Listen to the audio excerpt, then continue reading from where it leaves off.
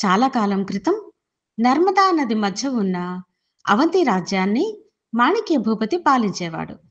ఒకానొక రోజు అవంతి రాజ్యంలోని కారడవిలో ఒళ్ళంతా గాయాలతో ఒక యువకుడు చెట్టుకి కట్టివేయబడి ఉన్నాడు. నా స్నేహితుడు మల్లయ్య వాళ్ళ గురించి హెచ్చరిస్తూనే ఉన్నాడు. నేనే తేలికగా తీసుకొని ఇబ్బందుల పాలయ్యాను. నా నిర్లక్ష్యమే నన్ను ఈ స్థితికి తీసుకొచ్చింది. ఇప్పుడు ఇక్కడ నుంచి తప్పించుకుని బయటపడే మార్గం ఉందా? ఇంతలో ఆ చెట్టు మీదనే నివాసం ఉంటున్న రాక్షసుడొకడు అక్కడికి వచ్చాడు. విజయుడు ముందు కొంచెం భయపడినా వెంటనే ధైర్యం తెచ్చుకొని, హే జంతువో, నా మీద దాడి చేస్తుందేమో అనుకున్నాను. చివరికి నీ చేతిలో నా చావు రాసిపెట్టి ఉందేమో. కాని రాక్షసుడు అదేమీ పట్టించుకోకుండా, దాహం దాహం పిచ్చోడిలాగున్నావు. పక్కనే పెద్ద వాగు ప్రవహిస్తుంటే ఈ చెట్టుకి కట్టివేసిన నన్ను దాహం దాహం అని అడుగుతావేమి? వెళ్ళి త్రాగు. అయ్యా, ఒక ముని కోపానికి శాపానికి గురి అయిన వాడిని నేను. ఈ అడవిలో ఉంటూ వచ్చిపోయే మనుష్యులను హింసించేవాడిని. ఒకసారి ఒక ముని ఈ చెట్టు కింద తపస్సు చేసుకుంటుంటే ఆయన కమండలంలోని నీరును త్రాగేసి అతన్ని భయపెడదామని చూశాను. అప్పుడు ఆ ముని, నా కమండలంలోని నీరు త్రాగి అపవిత్రం చేశావు కాబట్టి నువ్వు నీరు త్రాగాలని చూస్తే అవి ఇంకిపోతాయి, నీ దాహం తీరదు అని శపించాడు. దెబ్బతో నాకు జ్ఞానోదయమయ్యి శాపం నుండి విమోచనం కలిగించమని వేడుకున్నాను.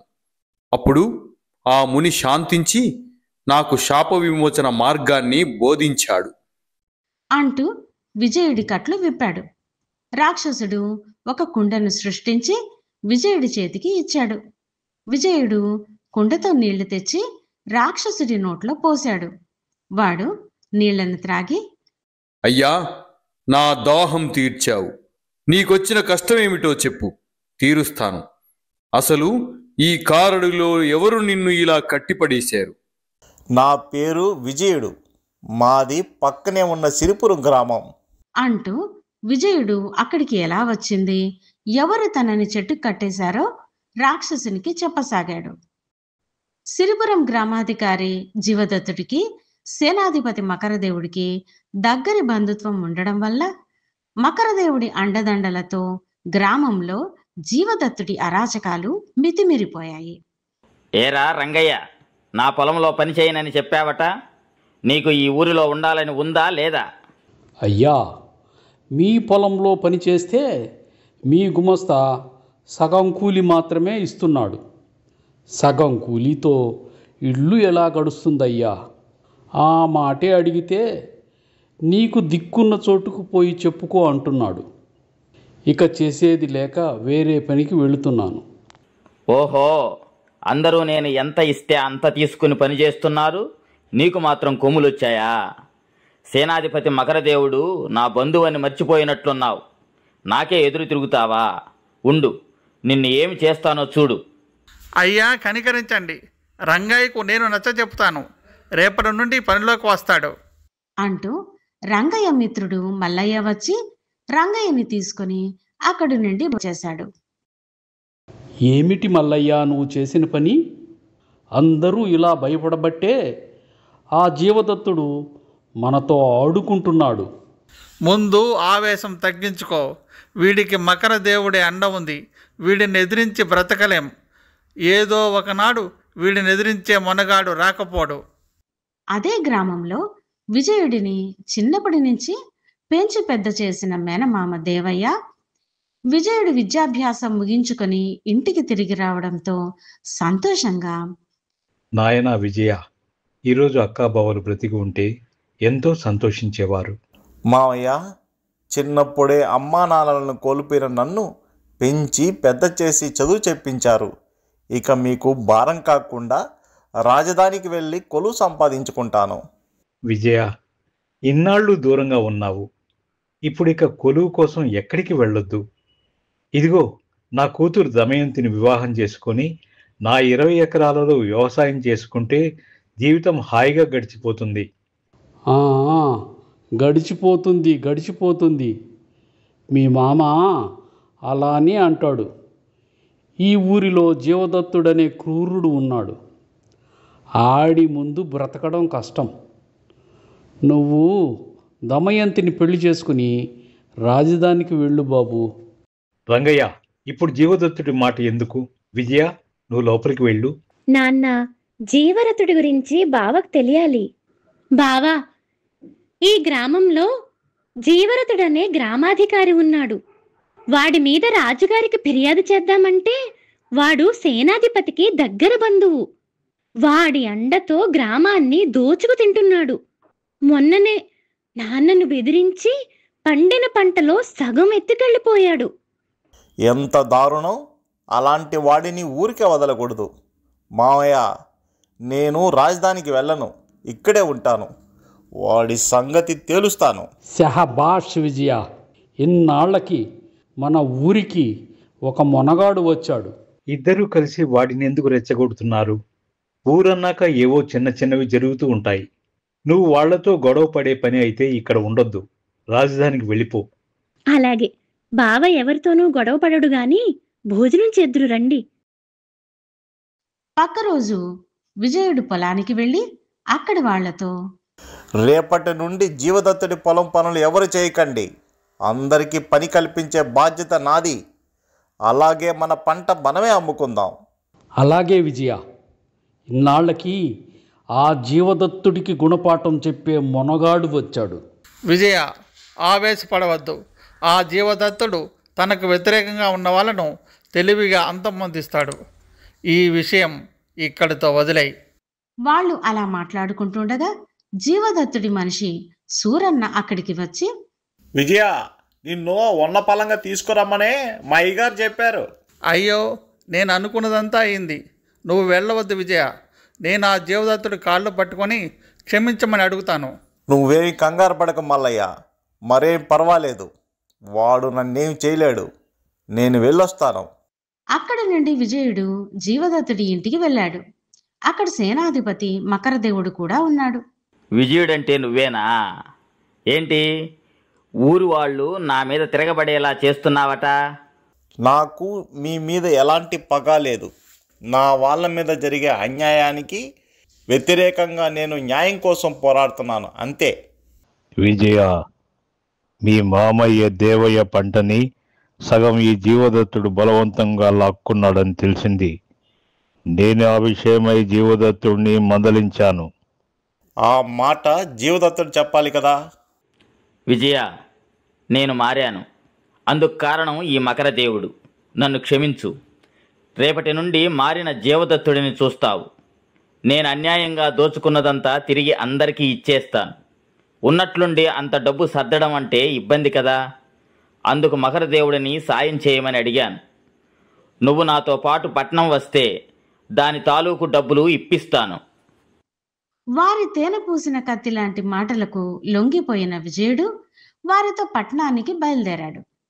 జీవదత్తుడు మకరదేవుడు విజయుడిని తీసుకుని దట్టమైన అడవికి తీసుకెళ్లారు. అక్కడ పెద్ద మర్రి చెట్టుకి విజయుడి పెడరెక్కలు విరిచి కట్టివేశారు.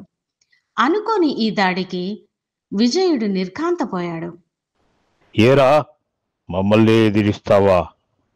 మమ్మల్ని ఎదిరించిన ఎవరిని విడిచిపెట్టినట్లు చరిత్రలోనే లేదు. ఈ అడవిలో క్రూర జంతువులు నిన్ను చంపి తినేస్తాయి.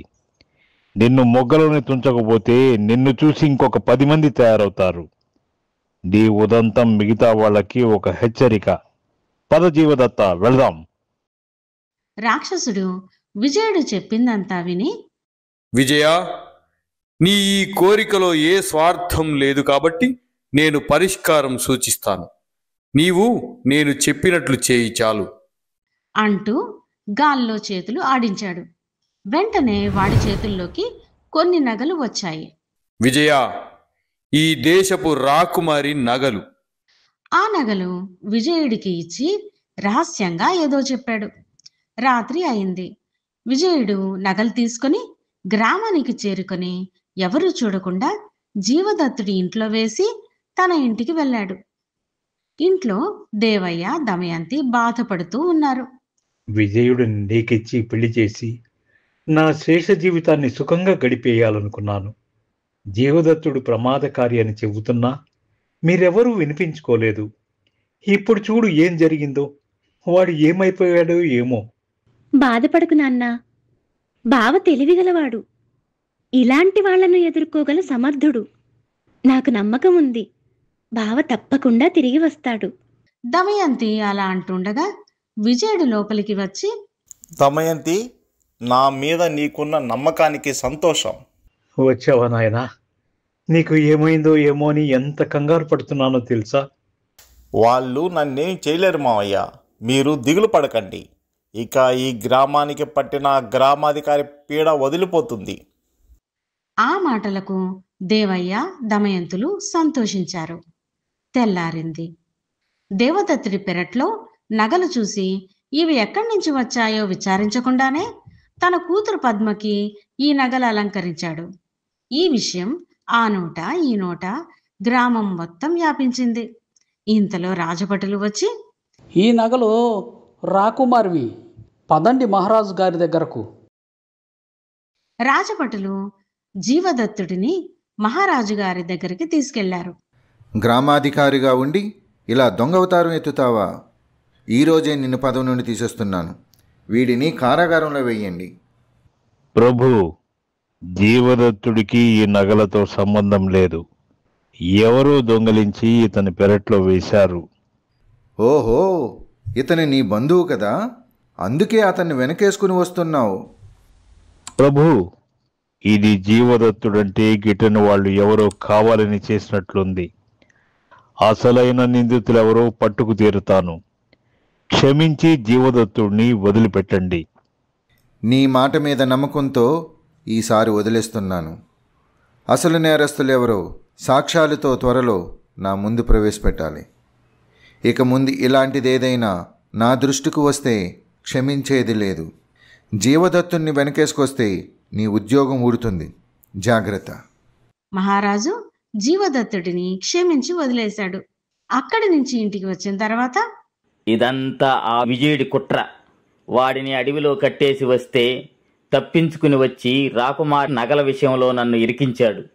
నా గ్రామాధికారి పదవి పోయింది, పరువు పోయింది. సమయానికి నేను అడ్డుపడ్డాను కాబట్టి చెరసాల పాలు కాకుండా ఆపాను. ఇంకా వాడిని తేలిగ్గా విడిచిపెట్టను. నువ్వు మాత్రం కొంతకాలం ఏ వివాదాల్లో ఇరుక్కోకుండా జాగ్రత్తగా ఉండు. విజయుడి వలన ఆ జీవదత్తుడి పీడ విరగడైందని ప్రజలంతా సంతోషంగా ఉన్నారు. ఇదిలా ఉండగా ఇద్దరు దొంగలు ఊర్ల మీద పడి దోచుకోసాగారు. వీళ్ల దెబ్బకి రాజ్యంలో ప్రశాంతత కరువయింది. మహారాజు ఎంత ప్రయత్నించినా దొంగలు దొరకలేదు. జీవదత్త, నీ పగ తీర్చుకునే సమయం వచ్చింది. ఆ విజయుడిని దెబ్బ కొట్టే ఉపాయం ఆలోచించాను. రేపు నాతో పాటు రాజుగారి వద్దకు రా. మరుసటి రోజు వారిద్దరూ మహారాజు దగ్గరికి వెళ్లారు. ఏమిటి మకరదేవా, ఇలా వచ్చావు? ఏమిటి సంగతి? ఆ దొంగతనాలు ఎవరు చేస్తున్నారో కనిపెట్టారా? ప్రభు, మనం ఎంత ప్రయత్నించినా దొరకని దొంగలను పట్టుకోవడం సిరిపురంలో ఉంటున్న విజయుడికి సాధ్యం. విజయుడు గొప్ప వీరుడు. దొంగల నుండి మన రాజ్యాన్ని కాపాడగలడు. వెంటనే మహారాజు మాణిక్య భూపతి విజయుడిని పిలిపించాడు. రాజ్యంలో దొంగల బెడద తీవ్రమవడం వలన చిరాకులో ఉన్న మహారాజు, విజయ, నీ ధైర్య సాహసాల గురించి మీ గ్రామస్తులు కథలు కథలుగా చెప్పుకుంటున్నారట. నీకు 3 రోజులు సమయం ఇస్తున్నాను. మన రాజ్యాన్ని దోచుకుంటున్న ఆ ఇద్దరు దొంగల్ని బంధించి తీసుకునిరా. ఒకవేళ అలా చేయలేని పక్షంలో నీకు మరణశిక్ష తప్పదు. అక్కడనే ఉన్న మకరదేవుడు చిరునవ్వులు చిందించడం చూసి విజయుడికి ఇదంతా మకరదేవుడు జీవదత్తుడిల కుట్ర అని అర్థమై, అలాగే ప్రభు, 3 రోజుల్లో ఆ దొంగలను పట్టి బంధించి తీసుకుని వస్తాను. జీవదత్తుడు మకరదేవుడిపై ప్రశంసల వర్షం కురిపించాడు. జీవదత్త, ఈ దెబ్బతో విజయుడు అడ్డు తొలగిపోతుంది. వాడు ఆ దొంగల చేతిలో చావటమూ లేక వాళ్ళని పట్టుకోలేకపోయినందుకు రాజుగారి చేతిలో చావటమూ జరుగుతుంది.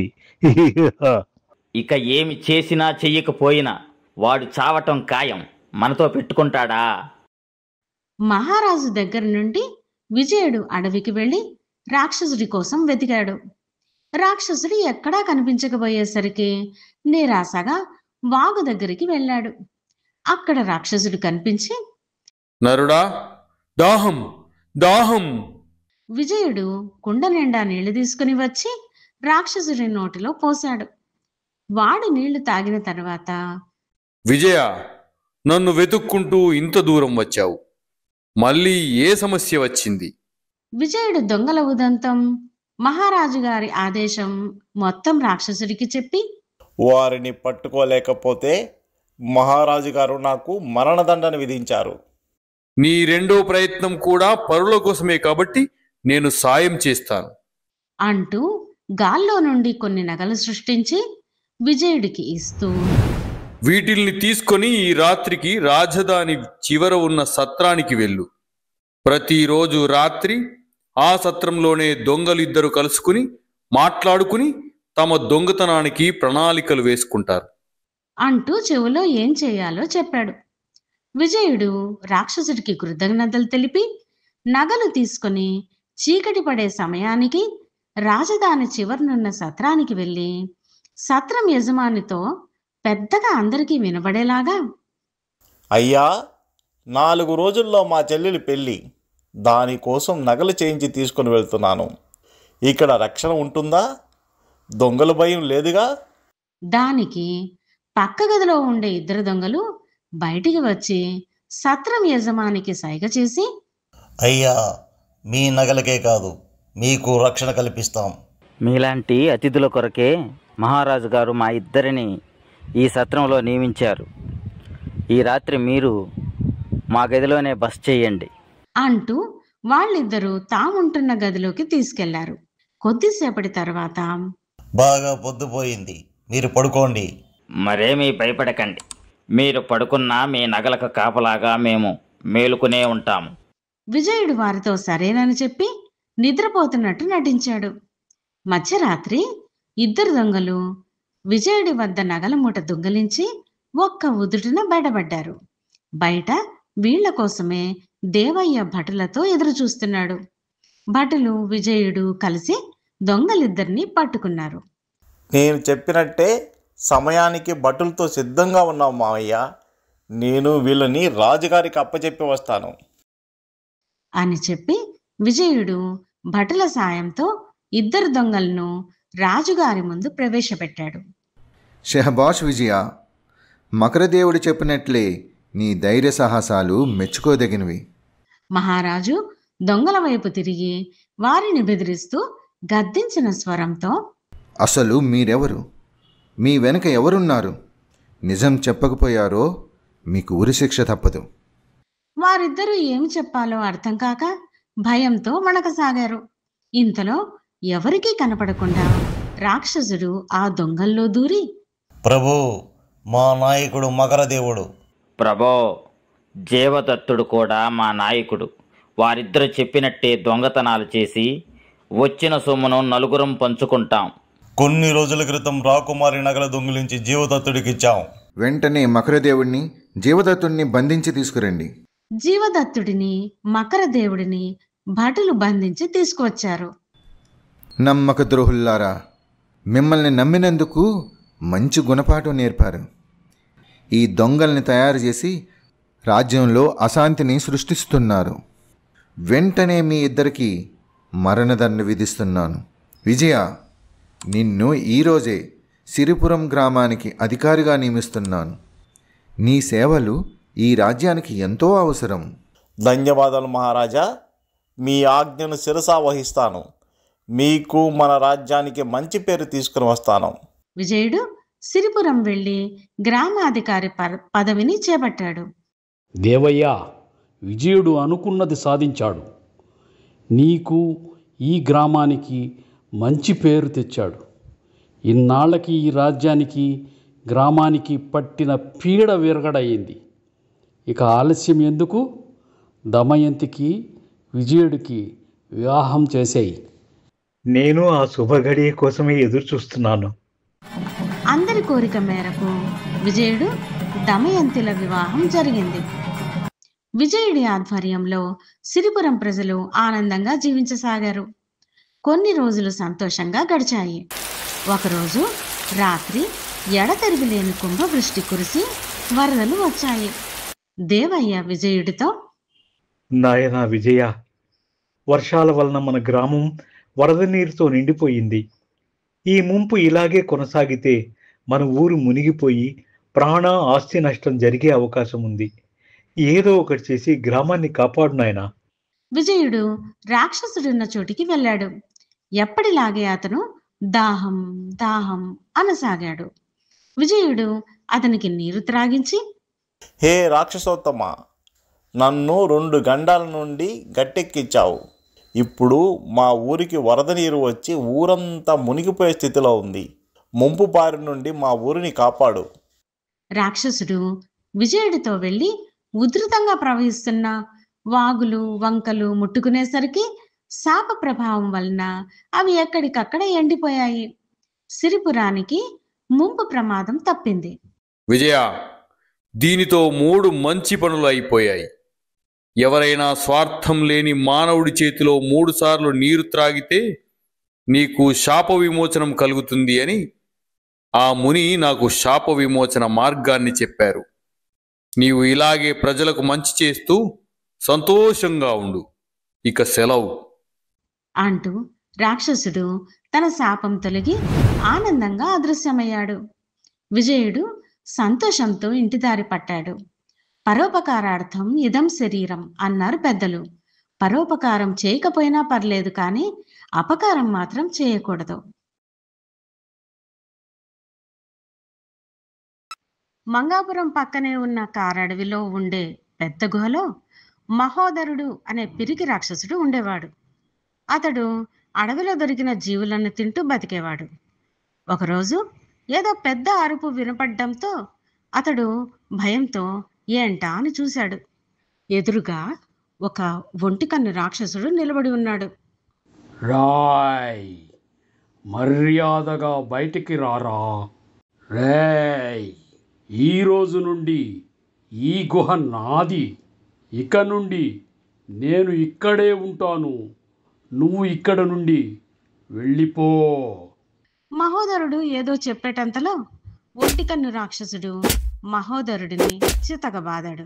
పిరికివాడైన మహోదరుడు ఒంటికన్ను రాక్షసుడిని ఏమీ చేయలేక గుహ నుంచి బయటికి వచ్చేశాడు. ఇదిలా ఉండగా మంగాపురంలో రంగయ్య, శారదమ్మ అనే దంపతులు ఉండేవారు. ఇదిగోండి 10 వరహాలు. పక్కింటి సుశీలమ్మని అడిగి అప్పు తీసుకొచ్చాను. కిరాణా వ్యాపారి సుబ్బయ్య దగ్గరికి వెళ్ళి ఈ కాగితంలో రాసిన సరుకులు తీసుకురండి. నువ్వు వెళ్ళి సరుకులు తెచ్చుకో శారదా. మళ్ళీ ఎవరో ఒకరు ఏదో వంకతో నన్ను ఆట పట్టిస్తారు. నా వల్ల కాదు, నాకు పనుంది. నువ్వే వెళ్ళి తీసుకురా. నువ్వింత మెతగ్గా ఉంటే ఆట పట్టించక ఏం చేస్తారు? ఇక చేసేదేమీ లేక ఇష్టం లేకపోయినా సుబ్బయ్య కిరాణా కొట్టుకు వెళ్ళి భార్య రాసిచ్చిన పట్టీ ఇచ్చాడు రంగయ్య. ఏమి రంగయ్య, పట్టీ పెద్దదిగానే ఉందే. డబ్బులు తెచ్చావుగా? నీకు తెలుసుగా నేను సరుకులు అప్పుకి ఇవ్వనని.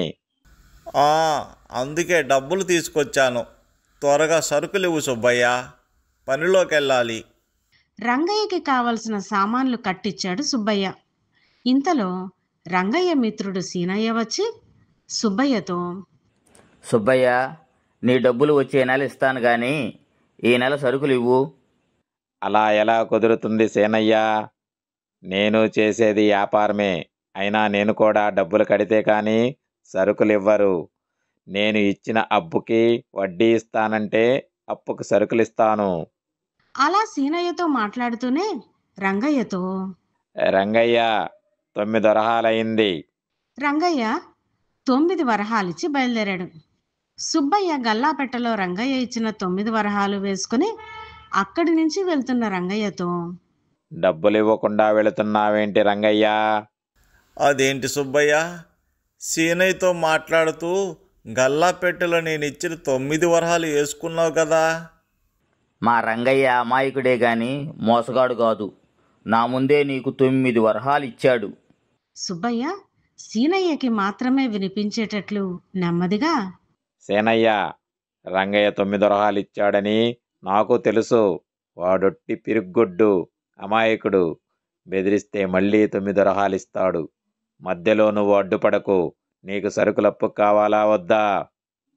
సుబ్బయ్య అప్పుకి సరుకులు ఇవ్వడానికి ఒప్పుకున్నాడు కదా అని సీనయ్య మౌనంగా ఉండిపోయాడు. రంగయ్య తను డబ్బులు ఇచ్చానని ఎంత చెప్పినా వినకుండా సామాన్లు వెనక్కి తీసేసుకున్నాడు.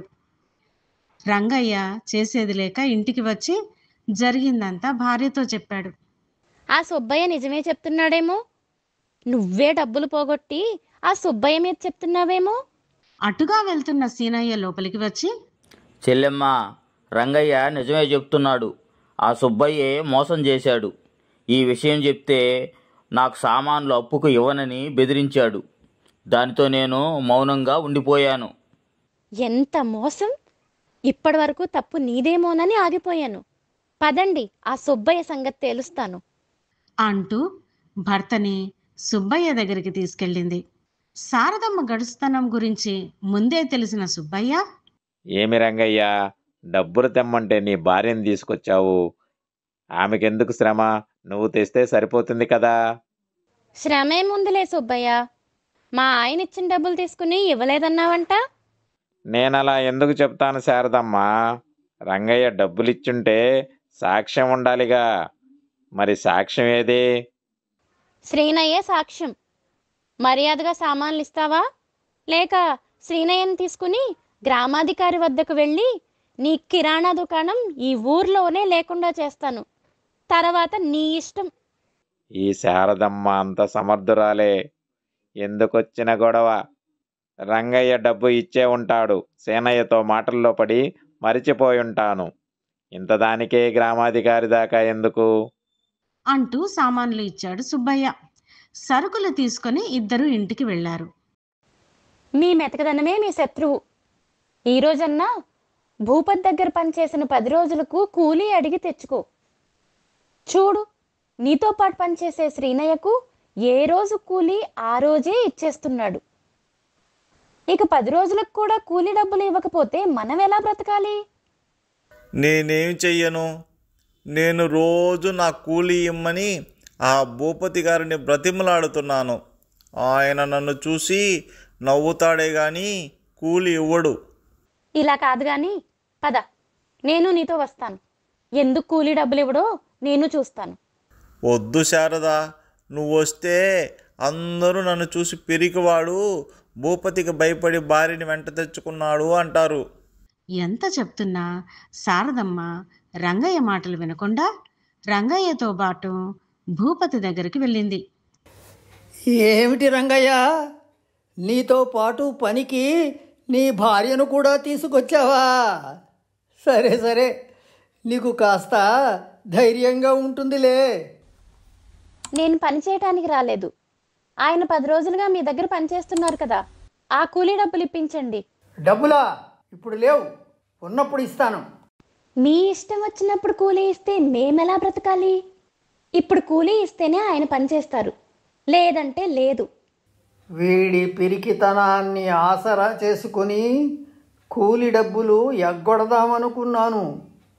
కూలి ఎగ్గొట్టినా అడిగేదానికి రంగయ్యకు ధైర్యం లేదనుకున్నాను. ఇంతలో వీడి భార్య వచ్చి నలుగురిలో నా పరువు తీసేటట్లుంది. ఓహో, అంతదాకా వచ్చారా? సరే, ఇదిగో 10 రోజుల కూలి. ఇక రంగయ్యకి నా దగ్గర పని ఇవ్వను. నన్ను కాదని ఈ ఊర్లో ఎవ్వరూ మీకు పని ఇవ్వరు.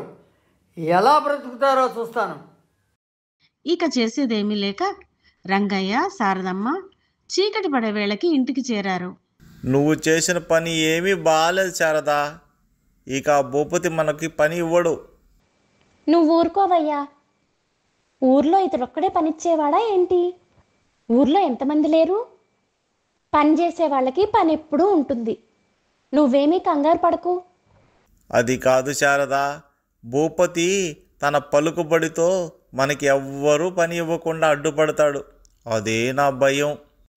ముందు నువ్వు ఈ పిరికితనాన్ని వదిలే. నీ పిరికితనం ఎలా పోగొట్టాలో నాకు తెలుసు. నీ పిరికితనానికి నా దగ్గర సరైన మందుంది. ఉందా? మందు ఉందా?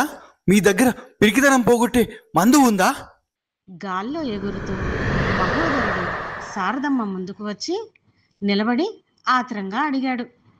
అకస్మాత్తుగా జరిగిన ఈ సంఘటనకు రంగయ్య, శారదమ్మ నిర్ఘాంతపోయారు. వెంటనే శారదమ్మ ధైర్యం తెచ్చుకొని రాక్షసుడితో, ఎవరు నువ్వు? ఇక్కడ నీకేం పని?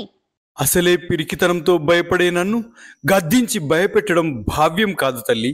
రాక్షసుడి మాటల్లోని పిరికితనం గమనించి ఈ రాక్షసుడితో ఇబ్బందేమీ లేదని, సరే త్వరగా నీ గురించి చెప్పు, అవతల నాకు బోలెడు పనులున్నాయి. అమ్మా, నా పేరు మహోదరుడు. నేను గత కొన్నేళ్లుగా రాక్షసుడినై ఈ ఊరి దగ్గరలోనే ఉన్న కారడవిలో గుహలో ఉంటున్నాను. కొన్ని రోజుల క్రితం ఒంటికన్ను రాక్షసుడు వచ్చి నన్ను బెదిరించి ఆ గుహని ఖాళీ చేయించాడు.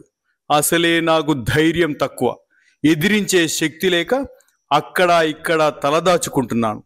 ఈ దారి వెంట వెళ్తుంటే నువ్వు నీ భర్తతో పిరికితనానికి మందు ఉంది అంటే విని ఆశతో ఇటు వచ్చాను.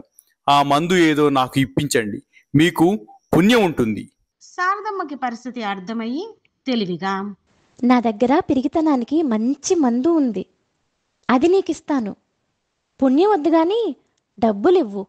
అలాగే 100 బంగారు నాణాలు ఇస్తాను. రంగయ్య భయంగా అయోమయంగా భార్యని రాక్షసుడిని చూడసాగాడు. 3 రోజులు నేనిచ్చే మందు మింగాలి, నీకు ధైర్యం వస్తుంది. రోజుకి 100 బంగారు నాణ్యాలు ఇవ్వాలి. దానికి మహోదరుడు ఒప్పుకున్నాడు. శారదమ్మ వంట ఇంట్లోకి వెళ్ళి ఒక మందు తయారు చేసి మహోదరుడికి ఇచ్చింది. మహోదరుడు సంతోషంగా శారదమ్మ ఇచ్చిన మందును త్రాగి 100 బంగారు నాణాలిచ్చి గాల్లోకి ఎగిరి వెళ్ళిపోయాడు. రంగయ్య ఆశ్చర్యపోయాడు. ఎన్ని బంగారు నాణాలో! ఏమైనా నీ ధైర్యం, తెలివితేటలు అమోఘం. నీ దెబ్బకి భూపతి కూలి ఇచ్చేశాడు, ఇప్పుడు రాక్షసుడు. ఆ రాక్షసుడికి ధైర్యం వస్తుంది కానీ నువ్వు కూడా కొంత ధైర్యం తెచ్చుకో. ఇదిగో ఈ మందు నువ్వు కూడా తాగు. మనం ఇక నుండి రాక్షసుడిచ్చిన బంగారు నాణాలతో సొంతంగా పొలం కొనుక్కుని బ్రతుకుదాం. రంగయ్య సరేనన్నాడు. పక్క రోజు భూపతి దగ్గర పనిచేసే సీనయ్య రంగయ్య వద్దకు వచ్చి, ఒరేయ్ రంగయ్య, ఆ భూపతి ఒట్టి మోసగాడు. ఇప్పుడు మా దగ్గర పని చేయించుకొని డబ్బులు ఇవ్వనంటున్నాడు. ఎవరన్నా గట్టిగా అడిగితే ఆ రంగయ్యకి పట్టిన గతే మీకు పడుతుందని, నన్ను కాదని ఎవరూ మీకు పని ఇవ్వరని బెదిరిస్తున్నాడు. ఏం చేద్దాం? కాలమే అతన్ని మార్చాలి. కాలం కాదు, మనమే మార్చాలి. ఈ రాత్రికి భూపతి మారిపోతాడు, మీకు రావలసిన కూలి ఇచ్చేస్తాడు. ఎంత మంచి మాట చెప్పావు చెల్లెమ్మ. నీ నోటి మాట చలవ వలన అతను మారితే అంతే చాలు. వస్తాను రంగయ్య. ఏమిటి అందరికీ అభయం ఇచ్చేస్తున్నావు? ఈ రాత్రికి రాత్రి భూపతి ఎలా మారుతాడు? శారదమ్మ నవ్వి ఊరుకుంది. రాత్రయింది. మహోదరుడు పిరికితనం పోగొట్టే మందు కోసం మళ్ళీ వచ్చాడు. శారదమ్మ ఇచ్చిన మందు త్రాగి 100 బంగారు నాణాలు ఇచ్చి, శారదమ్మ, ఇక నాకు ధైర్యం వచ్చినట్లేనా? ఇంకొక్క రోజు మందు తాగితే నీకు సంపూర్ణంగా ధైర్యం వస్తుంది. కాకపోతే నా మందు వలన నీకు ఎంత ధైర్యం వచ్చిందో తెలుసుకోవటానికి ఒక చిన్న పరీక్ష పెడతాను. పరీక్ష? భలే భలే, నాకు ఈ మందు పనిచేస్తుందో లేదో తెలుసుకోవాలనుంది. అదేంటో త్వరగా చెప్పండి. శారదమ్మ ఏదో చెప్పింది. మహోదరుడు వెంటనే గాల్లోకి ఎగిరి వెళ్ళిపోయాడు. మహోదరుడు భూపతి ఇంటికి వెళ్ళి భూపతి ఎదురుగా నిలబడ్డాడు. అయ్య బాబోయ్, రాక్షసుడు!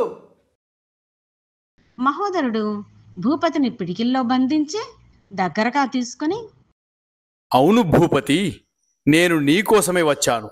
నీ దగ్గర పనిచేసే వారికి కూలీ డబ్బులు ఇవ్వకుండా ఇబ్బంది పెడుతున్నావని తెలిసింది.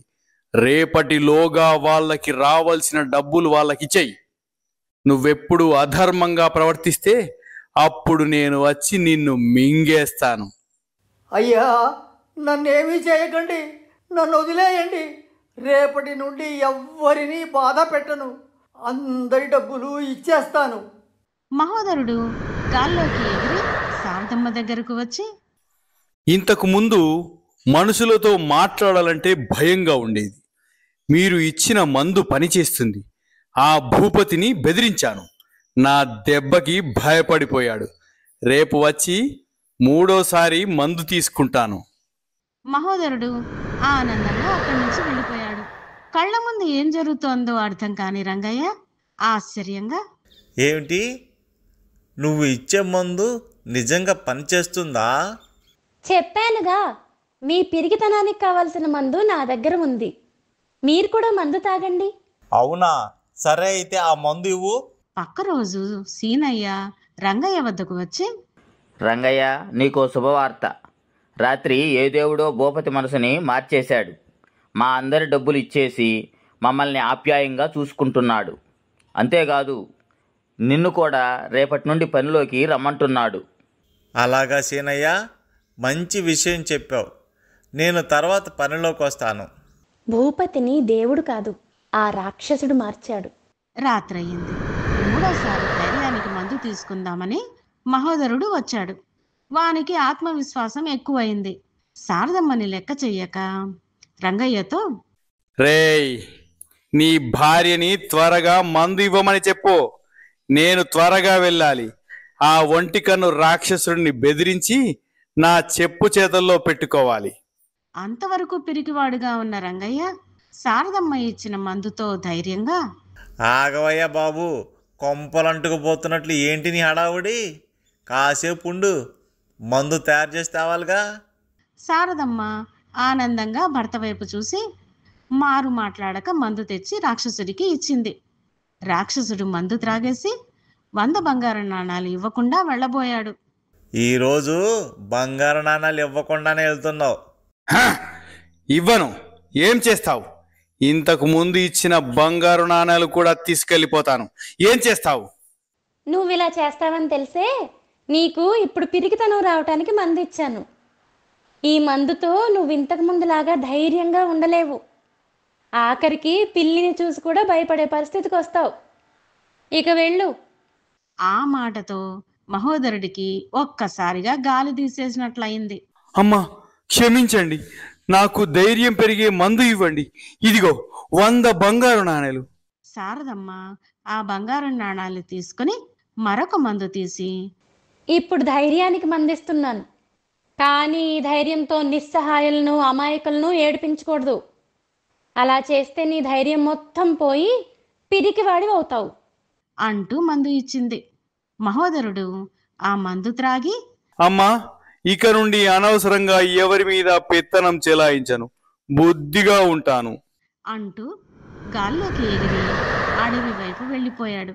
ఏమిటి, ఇందాక ఆ రాక్షసుడికి ధైర్యం పోయే మందు ఇచ్చావా? మంచి పని చేశావు. లేకుంటే మనకి బంగారు నాణాలు దక్కేవి కావు. అసలు నా దగ్గర ధైర్యానికి మందు ఉంటే కదా పిరికితనానికి మందు ఇవ్వటానికి. అది ఇంట్లో ఉండే మెంతులతో చేసింది. కాకపోతే ఆ రాక్షసుణ్ణి మానసికంగా దెబ్బ కొట్టాను. వాడితో నీకు ధైర్యం వచ్చింది అంటే ధైర్యం తెచ్చుకుంటాడు. ధైర్యం పోయింది అంటే పిరికివాడిగా మారిపోతాడు. వాడిలో ఆత్మవిశ్వాసం నింపాను. ఇప్పుడు ఆ రాక్షసుడికి ఆత్మవిశ్వాసం పెరిగి ధైర్యంతో ఉన్నాడు. ఆ రాక్షసుడికే కాదు, ఆయనకు కూడా పిరికితనం పోయి కొండంత ధైర్యం వచ్చింది. ఒకే దెబ్బకి 2 పిట్టలు అని మనసులో అనుకొని చిన్నగా నవ్వుకునింది. తనలో వచ్చిన మార్పుకి కూడా కారణం తన భార్య ఇచ్చిన మందు వల్లనే అనుకుని భార్య తెలివికి రంగయ్య సంతోషించాడు. రాక్షసుడు ఇచ్చిన బంగారు నాణాలతో పొలం కొనుక్కొని స్వంతంగా వ్యవసాయం చేసుకుంటూ వారిద్దరూ ఆనందంగా జీవించసాగారు. మందుల కన్నా ఆత్మవిశ్వాసం గొప్పది. రాక్షసునికైనా మనిషికైనా నువ్వు పిరికివాడివి అంటే అలానే తయారవుతారు. నీకేమీ కాదు, నువ్వు చాలా ధైర్యవంతుడివి అని చెబితే ధైర్యవంతుడవుతాడు. సురపురంలో నివసిస్తున్న ధర్మదత్తుడు విద్యాభ్యాసం పూర్తి చేసుకుని రాజధానిలో ఉద్యోగ ప్రయత్నాలు చేస్తున్నాడు. ఒకరోజు రాజధానికి వెళ్ళి తిరిగి ఇంటికి అడవి దారిన వెళ్తున్న ధర్మదత్తుడికి ఒక గుహ నుండి అమ్మా, అబ్బా, రక్షించండి, ఎవరైనా కాపాడండి. ఇంటికి తొందరగా వెళ్ళాలనే ఉద్దేశంతో ఎవరూ వెళ్ళని ఈ అడవి మార్గం పట్టాను. చీకటి పడుతుంది. ఆ గుహ నుంచి ఎవరో సహాయం కోసం అరుస్తున్నట్లు అనిపిస్తుంది. ఈ అడవిలో ఎవరై ఉంటారబ్బా? వెళ్తే ఏమైనా ప్రమాదంలో చిక్కుకుంటానా? ఏదేమైనా వెళ్ళి చూస్తే తెలుస్తుందిగా. ఎవరో సాయం కోసం అర్థిస్తుంటే అలా చూసి చూడనట్లు వెళ్ళడానికి అతని మనసు అంగీకరించలేదు. ధర్మదత్తుడు గుహ లోపలికి వెళ్ళాడు. లోపల ఒక రాక్షసుడు ఒంటి నిండా గాయాలతో పడి మూలుగుతున్నాడు. రాక్షసుడు ధర్మదత్తుడిని చూడగానే హీనస్వరంతో, అయ్యా, నా పేరు మహోదరుడు. ఈ గుహ నా నివాసం. రాత్రి కురిసిన వర్షాలకు కొండ చర్యలు దొర్లి నా మీద పడ్డాయి. దానితో గాయాలయ్యి లేవలేని స్థితిలో ఉన్నాను. నాకు సాయం చేసి పుణ్యం కట్టుకోండి బాబు. నేను నీకు ఏ విధంగా సాయం చేయగలను చెప్పు. అయ్యా, గుహ బయట ఉన్న చెట్ల ఆకుపసరు తీసి నా గాయాలకు రాస్తే కోలుకుంటాను అంటూ ఆ మొక్క ఆనవాళ్లు చెప్పాడు రాక్షసుడు. కానీ తన చిన్నతనంలో రాక్షసుల గురించి, వారు ఎలా మనుషులను ఏమార్చి హతమారుస్తారో కథలుగా విని ఉండడం వల్ల కొంత సంశయంతో, మహోదరా, నీ స్థితి చూస్తే దయనీయంగానే ఉంది. కానీ నువ్వేమో రాక్షసుడివి, నేను మనిషిని. నిన్నెలా నమ్మాలి? అయ్యా, పేరుకి రాక్షసుడినే కానీ నేను సాత్వికంగా బ్రతుకుతున్నాను. మాంసాహారం ముట్టను. ఈ అడవిలో కాసే పండ్లు కాయలే నా ఆహారం. బాబాబు, ముందు దాహంతో నా నాలుక పిడచకట్టుకపోయింది. పక్కనున్న సరస్సులో నీళ్లు తెచ్చి ఇవ్వు. ధర్మదత్తుడు ఒక ఆకుదొన్నెలో నీళ్లు తెచ్చి త్రాగించాడు. గాయాలకి రాక్షసుడు చెప్పిన ఆకుపసరు రాశాడు. ఓపికగా సపర్యలు చేశాడు. కొద్దిసేపటికి రాక్షసుడు తేరుకొని లేచి నిలబడ్డాడు. మిత్రమా, నీ వలన ఈరోజు నా ప్రాణాలు నిలబడ్డాయి. ఈ రోజు నుండి నువ్వు నా ప్రాణమిత్రుడివి. నీకేమైనా సాయం కావాలంటే అడుగు. నాకేమీ సాయం అవసరం లేదు. నేను మానవతా ధర్మంతో నీకు సాయం చేశాను, ఏదో ఆశించి కాదు. మిత్రమా, నీ ధర్మబుద్ధిని అభినందించకుండా ఉండలేకున్నాను. మిత్రమా, నీకు ఎప్పుడు ఏ అవసరం వచ్చినా ఈ మిత్రుడిని గుర్తుంచుకో. ఇప్పటి వరకు ఎవరూ ఇటు రాక నాకు జీవితం విసుగు పుట్టింది. నీ స్నేహంతో ఒక కొత్త ఉత్సాహం వచ్చింది. ఈ రాక్షసుడు తలుచుకోనుంటే నన్ను వెంటనే మింగేసుండేవాడు. ఇతను ముందు నేనెంత? ఇతను నిజాయితీ పరుడులానే ఉన్నాడు. మిత్రమా, ఇక నేను వెళ్ళాలి. నా కోసం మా నాన్న, చెల్లెలు ఎదురు చూస్తూ ఉంటారు. నీకు వీలైనప్పుడంతా నా దగ్గరకు రా మిత్రమా. కాసేపు సరదాగా కాలక్షేపం చేద్దాం. అలాగే మిత్రమా అంటూ అక్కడి నుండి ధర్మదత్తుడు ఇంటికి చేరాడు. ఇంటికి వెళ్ళగానే తండ్రి దేవయ్య, నాయన ధర్మదత్త, నిన్ను పట్నంలో చదివించడం కోసం ఉన్న 2 ఎకరాలు అమ్మేశాను. నాకా శక్తి తగ్గిపోయింది. ఇప్పటి వరకు కష్టంగా కౌలు చేసి మిమ్మల్ని పోషిస్తున్నాను. సుమిత్ర పెళ్లి గురించే నా బెంగంతా. దాని బాధ్యత కూడా నీదే. రాజధాని వెళ్ళి మంచి కొలువు సంపాదించుకో. నాన్న, ఇప్పుడు కూడా రాజధానికి వెళ్ళొచ్చాను. చెల్లెలి పెళ్లి గురించి మీరేమి ఆందోళన చెందకండి, అది నా బాధ్యత. నీ చదువు కోసం 2 ఎకరాలు అమ్మేశాను.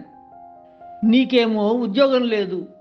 ఇప్పుడు అనిపిస్తుంది, నిన్ను చదివించకుండా ఆ 2 ఎకరాలతో మీ చెల్లెలి పెళ్లి చేసేసి ఉంటే నా బాధ్యత తీరి హాయిగా ఉండేవాడిని. ఎందుకు నాన్న అన్నయ్యనంటున్నావు? అన్నయ్య మాత్రం ఖాళీగా ఉన్నారా ఏంటి? రాజధానిలో నౌకరీ కోసం రోజు ప్రయత్నిస్తూనే ఉన్నారుగా. కాలం కలిసి రాలేదు అంతే. ఇంతలో దేవయ్య మిత్రుడు సదానందుడు దేవయ్యని చూడడానికి వచ్చాడు. సదానందుడి కొడుకు దేవనందుడు రాజుగారి కొలువులో అధికారిగా పనిచేస్తున్నాడు. సదానందుడు కూడా కొడుకు దగ్గర రాజధానిలోనే ఉంటున్నాడు. రా రా, ఇప్పుడేనా రావడం? అవునరా, ఇప్పుడే వచ్చాను. ఏంటి ముగ్గురు ఏదో తీవ్రంగా చర్చించుకుంటున్నట్టున్నారు?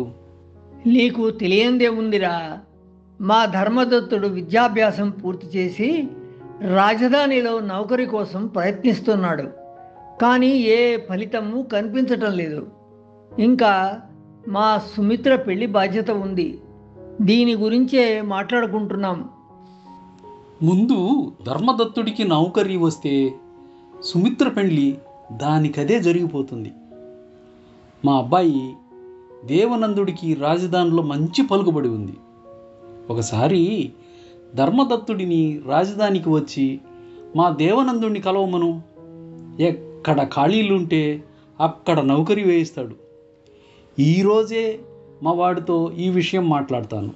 ఆ దేవుడే మా కోసం పంపినట్లు సమయానికి వచ్చావు. నీ మేలు ఈ జన్మలో మర్చిపోలేను. రేయ్, మనం చిన్ననాటి నుండి ప్రాణ స్నేహితులం. ఇంత చిన్నదానికే అంత మాటలు ఎందుకురా? నాయనా ధర్మదత్త, రేపు రాజధానికి వచ్చి దేవనందుణ్ణి కలువు. ధర్మదత్తుడు మరుసటి రోజు అడవి మార్గం గుండా రాజధానికి బయలుదేరాడు. దారిలో ధర్మదత్తుడికి రాక్షసుడు ఎదురుపడ్డాడు. మిత్రమా, నీ గాయాలు ఇప్పుడు ఎలా ఉన్నాయి? మిత్రమా, నీ దయ వలన కోలుకున్నాను. ఏమిటి సంగతులు? ఏదో పని మీద వెళ్తున్నట్లున్నావు. మిత్రమా, కొలువు కోసం రాజధానికి వెళ్తున్నాను. త్వరగా వెళ్ళాలి. మళ్ళీ కలుస్తాను.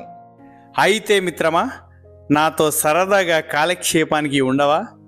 మిత్రమా, నీతో కాలక్షేపం చేస్తూ కూర్చుంటే నా సమస్యలు ఎవరు పరిష్కరిస్తారు? వృద్ధుడైన తండ్రిని పోషించాలి, చెల్లిని పెళ్లి చేయాలి. ఇవన్నీ చేయాలంటే ముందు నేను ఉద్యోగం చేయాలి. దానికి రాజధాని వెళ్ళాలి. మిత్రమా, నా దగ్గర కావలసినంత ధనం ఉంది. నీకు ఎంత కావాలంటే అంత తీసుకో. దానితో మీ చెల్లెలి పెళ్లి చెయ్యి. ప్రతిరోజు నా దగ్గరికి వచ్చి నాతో కాలక్షేపం చెయ్యి. నెల తిరిగేసరికి నువ్వు కావలసినంత ధనం జీతంగా తీసుకో. మిత్రమా, నీ అభిమానానికి ధన్యవాదములు. నా స్వార్థం కోసం స్నేహాన్ని అడ్డు పెట్టుకోవడం నాలాంటి ఆత్మాభిమానం గల వాళ్ళు చేయదగిన పని కాదు. నేనే కష్టపడి న్యాయబద్ధంగా సంపాదించుకుంటాను. ఇక మన స్నేహం అంటావా? నేను కుదిరినప్పుడల్లా నీ వద్దకు వస్తుంటాను. దానికి ఎటువంటి జీతం అవసరం లేదు. మిత్రమా, నువ్వు పేరుకి తగ్గట్టే ధర్మం పాటిస్తున్నావు. రాజధానిలో నీ చదువుకి తగ్గ కొలువు లభించాలని ఒక మిత్రుడిగా కోరుకుంటున్నాను. వెళ్ళిరా. అక్కడి నుండి ధర్మదత్తుడు రాజధానిలో సదానందుడి ఇంటికి వెళ్ళాడు. ఇంట్లో నుండి సదానందులు గారి కూతురు జానకి బయటకు వచ్చి, రండి రండి, నాన్న మీరు వస్తారని చెప్పారు. వేరే మిత్రుడి ఇంటిలో శుభకార్యం ఉంటే పక్క ఊరికి వెళ్ళారు. రేపు సాయంత్రం వచ్చేస్తారు. అన్నయ్య ఉన్నారు, పిలుస్తాను, కూర్చోండి అంటూ లోపలికి వెళ్ళింది. కొంతసేపటికి దేవనందుడు వచ్చి, ధర్మదత్త, నీ గురించి నాన్న చెప్పాడు. ఏ విషయమైనా సూటిగా చెప్పడం నా అలవాటు. రాజుగారి కొలువులో ఒక ఖాళీ ఉంది. దానికోసం చాలామంది పోటీ పడుతున్నారు. 1000 వరహాలు ఇచ్చావంటే ఆ పదవి నీకు ఇప్పిస్తాను. అది కూడా మా నాన్న మీ గురించి చెప్పాడు కాబట్టి. లేకుంటే బయట వాళ్ళకి 5000 వరహాలకి ఇచ్చేసేవాడిని. ఆలోచించుకో. దేవనంద, మీ నాన్నగారు నా గురించి చెప్పారు కాబట్టి నా మీద దయతో 1000 వరహాలకే ఉద్యోగం ఇప్పిస్తానన్నావు. సంతోషం. కానీ దురదృష్టం ఏమిటంటే నేను ఒక్క దమ్మిడి కూడా ఇచ్చుకోలేని పరిస్థితుల్లో ఉన్నాను. ఈ ఉద్యోగం నాకు అత్యవసరమే కానీ లంచం ఇచ్చుకోలేను. ఈ ఉద్యోగం ఇంకెవరికైనా ఇప్పించు. పర్వాలేదు, నేను రేపటి వరకు నీ కోసం ఎదురు చూస్తాను. కాని ధర్మదత్తుడు ఏమీ సమాధానం ఇవ్వకుండా మౌనంగా సురపురం బయలుదేరాడు. అడవి మార్గంలో మరలా రాక్షసుడు ఎదురుపడ్డాడు. మిత్రమా, ఉద్యోగం వచ్చిందా? మీ నాన్నగారి మిత్రుడి కొడుకు సాయం చేశారా? ధర్మదత్తుడు నిరాశగా జరిగిందంతా చెప్పాడు. దానికి మహోదరుడు పెద్దగా నవ్వి, మిత్రమా, నీకు ఈ రాక్షస మిత్రుడు గుర్తుకు రాలేదా? ఇదిగో 1000 వరహాలు తీసుకెళ్ళి అతనికిచ్చి ఉద్యోగం తెచ్చుకో. మరోలా భావించక మిత్రమా, నా ఆత్మాభిమానం సంగతి నీకు తెలుసుగా. నాకు నీ ధనం వద్దు. మిత్రమా, ఈ 1000 వరహాలు నీకు ఉచితంగా ఇవ్వడం లేదు, అప్పుగా ఇస్తున్నాను. ఉద్యోగంలో చేరిన వెంటనే కొద్ది కొద్దిగా తీర్చేయి. ఇక ఆ సమయంలో దేవనందుడి దగ్గరికి తిరిగి వెళ్ళడం సముచితంగా ఉండదని రాక్షసమిత్రునితో కొంతసేపు గడిపి ఇంటికి వెళ్ళాడు ధర్మదత్తుడు. ఇంటికి వెళ్ళి జరిగిందంతా తండ్రి దేవయ్యకి చెప్పాడు. దేవయ్య నిట్టూర్చి, సదానందుడు ఉండి ఉంటే ఇలా జరిగేది కాదు. ఏది ఏమైనా మనుష్యుల కంటే రాక్షసులే నయమని మీ రాక్షస మిత్రుడు తెలియజేశాడు. పక్క రోజు ధర్మదత్తుడు దేవనందుడి ఇంటికి వెళ్ళాడు. దేవనంద, నిన్న మీరు చెప్పినట్టుగానే 1000 వరహాలు తీసుకుని వచ్చాను. ఇది తీసుకొని నాకు ఉద్యోగం ఇప్పించండి. అయ్యో, నిన్న మీరు ఖచ్చితంగా వస్తానని చెప్పలేదు. అందుకే ఇక రారేమోనని 5000 వరహాలు తీసుకుని వేరే వారిని ఉద్యోగం కోసం సిఫారసు చేశాను. ఇక చేసేదేమీ లేక ధర్మదత్తుడు నిరాశగా వెనుదిరిగాడు. రాజధానిలో ఒక చోట దండోరా వేస్తూ ఒక వ్యక్తి కనిపించాడు. చుట్టూ జనం గుమికూడి ఉన్నారు. వినండహో వినండహో, ఇందు మూలంగా 50 మందికి తెలియజేయడం ఏమనగా, రాజుగారు ఒక తెలియని వ్యాధితో బాధపడుతున్నారు. ఆస్థాన వైద్యులు అడవిలోని లోయలో దొరికే అమృతవల్లి అనే మొక్కతో వైద్యం చేస్తే తగ్గుతుందని చెప్పారు. కానీ ఆ మొక్కను చాలా సాహసంతో తేవలసి ఉంటుంది. అలా తెచ్చిన వారికి కోరినంత బంగారం ఇవ్వబడునని రాజుగారు చాటింపు వేయమన్నారో. ధర్మదత్తుడు ఆ చాటింపు విని ఆలోచిస్తూ నెమ్మదిగా అడవి దారి పట్టాడు. ధర్మదత్తుడిని చూడగానే మహోదరుడు, మిత్రమా, 1000 వరహాలు ఇచ్చి ఉద్యోగం సంపాదించావా? ధర్మదత్తుడు బాధగా రాక్షసుడికి జరిగింది చెప్పాడు. అయ్యో, అంత పని చేశాడా ఆ దేవనందుడు? అయినా వాళ్ళని వీళ్ళని అడిగే బదులు నేరుగా మహారాజు వద్దకే వెళ్ళి అడగొచ్చుగా. రాజదర్శనం నా బోటి సామాన్యులకు అంత సులభంగా దొరుకుతుందా? చెప్పడం మరిచాను. మహారాజు ఒక వింత వ్యాధితో బాధపడుతున్నారట. ఈ లోయలో దొరికే అమృతవల్లి అనే మొక్కలను తెస్తే రాజు కోరినంత బంగారం ఇస్తారని చాటింపు వేశారు. పాపం, ఎవరైనా రాజుగారికి ఆ మొక్కలను తెచ్చిస్తే బాగున్ను. ఆయన త్వరగా కోలుకోవాలి. భలే మిత్రమా, నువ్వు రాజుగారిని కలిసే అవకాశం వచ్చింది.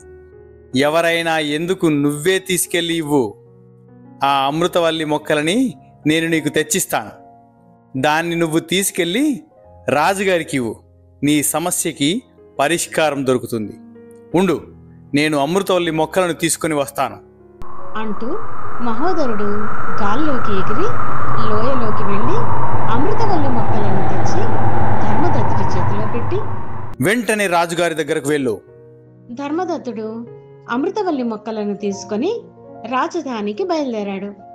ప్రభు, ఎవరో ధర్మదత్తుడట, అమృతవల్లి మొక్కలతో వచ్చాడు. వెంటనే ప్రవేశపెట్టండి. ధర్మదత్తుడి చేతిలో ఉన్న అమృతవల్లి మొక్కలు చూసి ఆస్థాన వైద్యుడు, ప్రభు, ఇవే నేను చెప్పిన అమృతవల్లి మొక్కలు. ఇవి చాలా శక్తివంతమైనవి. ఇక మీరు వ్యాధి నుండి విముక్తి పొందినట్లే. ఇవి తీసుకురావడం సులభమైన విషయం కాదు అని అమృతవల్లి మొక్కల నుండి రసం తీసి మరికొన్ని వనమూలికలతో కషాయాన్ని తయారు చేసి మహారాజుకి త్రాగించాడు. కొద్దిసేపటి తర్వాత, అద్భుతం, నా శరీరంలోకి కొత్త శక్తి వచ్చినట్లు ఉత్సాహంగా ఉంది. ధర్మదత్త, అమృతవల్లి మొక్కలను తెచ్చిన వారికి కోరినంత బంగారం ఇస్తాను అని చెప్పాను. నీ ధైర్య సాహసాలకు మెచ్చాను. కోరుకో, నీకెంత బంగారం కావాలి? మహారాజా, విద్యాభ్యాసం పూర్తి చేసి తగిన కొలువు కోసం ఎదురు చూస్తున్నాను. నా చదువుకు తగ్గ ఉద్యోగం ఇప్పించండి చాలు. నీ ధైర్య సాహసాలతో పాటు నీ నిజాయితీ నాకు నచ్చింది. ఇప్పుడే నిన్ను నా ఆంతరంగిక సలహాదారునిగా నియమిస్తున్నాను. ఇది నీ చదువుకు తగ్గ ఉద్యోగం. ఇక అమృతవల్లి మొక్కలను తెచ్చినందుకు 1,00,000 వరహాలు బహుమతిగా ఇస్తున్నాను. ధర్మదత్తుడు సంతోషంగా 1,00,000 వరహాలు తీసుకుని సురపురం బయలుదేరాడు. దారిలో రాక్షసుడిని కలిసి, నువ్వు చేసిన సాయంతో రాజుగారి ఆంతరంగిక సలహాదారునిగా నియమించబడ్డాను. నీ రుణం జన్మలో తీర్చుకోలేనిది. కృతజ్ఞతలు మిత్రమా. చాలా సంతోషం మిత్రమా. రాచకార్యాలతో తీరిక లేకున్నా అప్పుడప్పుడు ఈ మిత్రుడిని కలవడం మాత్రం మర్చిపోకు. ఎంత మాట మిత్రమా. ఎప్పటికీ మన స్నేహం ఇలానే ఉంటుంది. ఇక పక్క ఊరికి వెళ్ళిన సదానందుడు ఇంటికి వచ్చి దేవనందుడిని ధర్మదత్తుడి విషయం అడిగాడు. దానికి జానకి, నాన్నగారు, మీరు చెప్పిన విధంగా ధర్మదత్తుడు వచ్చాడు. అన్నయ్య 1000 వరహాల లంచం అడిగాడు. ఆయన తెచ్చేలోపే 5000 వరహాలకు వేరే ఎవరికో ఆ ఉద్యోగాన్ని ఇప్పించాడు. ఓరీ మూర్ఖుడా, ఎంత పని చేసావు! ఆ ఉద్యోగం ధర్మదత్తుడికి ఇప్పించి ఉంటే నా మిత్రుడి కొడుక్కి సాయం చేశానని ఇచ్చిన మాట నిలబెట్టుకున్న వాడిని అయ్యేవాడిని.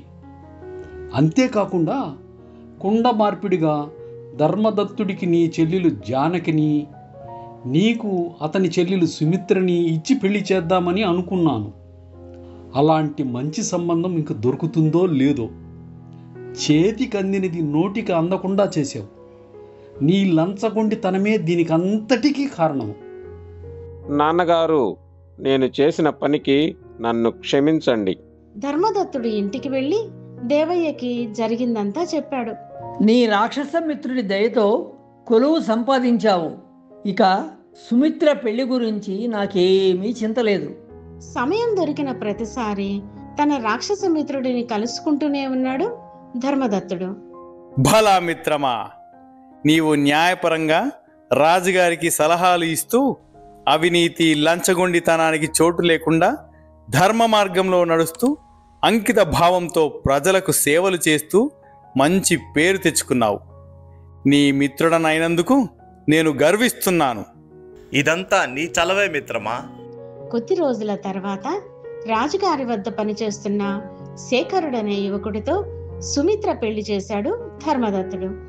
బాధ్యతలు తీరిపోవడంతో ధర్మదత్తుడు తన తండ్రి అనుమతితో సదానందుడి కూతురు జానకిని వివాహం చేసుకున్నాడు. లంచగొండితనం, ముందు చూపు లేకపోవడం వలన దేవనందుడు ఒంటరిగా పశ్చాత్తాపంతో మిగిలిపోయాడు. లంచం ఇవ్వడం, తీసుకోవడం రెండూ చట్టరీత్యా నేరం. మన తర్వాతి తరాల వారికి అవినీతి లేని సమాజం త్వరలోనే నిర్మింపబడుతుందని ఆశిద్దాం. సముద్ర తీరాన ఉండే మగధ రాజ్యంలో శ్రీపతి అనే ధనవంతుడు తన వ్యాపార కుశలతతో పేరు ప్రఖ్యాతులు సంపాదించాడు. అతనికి 2 కుమారులు. పెద్దవాడు విజయుడు, చిన్నవాడు అజయుడు. అజయుడు తన తండ్రికి వ్యాపారంలో సాయం చేస్తూనే వారానికి ఒకసారైనా తన మిత్రుడు కృష్ణకిషోర్తో జూదం ఆడడానికి జూదశాలకు రహస్యంగా వెళ్తుంటాడు. ఒకరోజు శ్రీపతి చిన్ననాటి స్నేహితుడు సదానందుడు అతన్ని కలవడానికి వచ్చాడు. శ్రీపతి దిగులుగా ఉండడం గమనించిన సదానందుడు, శ్రీపతి, నువ్వు నగరంలోనే అత్యంత ధనవంతుడివి. నీ 2 కొడుకులు చురుకైన వాళ్ళు. వ్యాపారంలో నీకు చేదోడు వాదోడుగా ఉంటున్నారు. మరి నీ ముఖంలో ఆ దిగులు ఎందుకు? ఏమీ లేదు సదానంద. నా తదనంతరం నా వ్యాపార బాధ్యతలను ఎవరికి అప్పజెప్పాలా అని ఆలోచిస్తున్నాను. ఇందులో ఆలోచించడానికి, దిగులు పడడానికి ఏముంది? నీ 2 కొడుకులు మంచి చురుకైన వారేగా.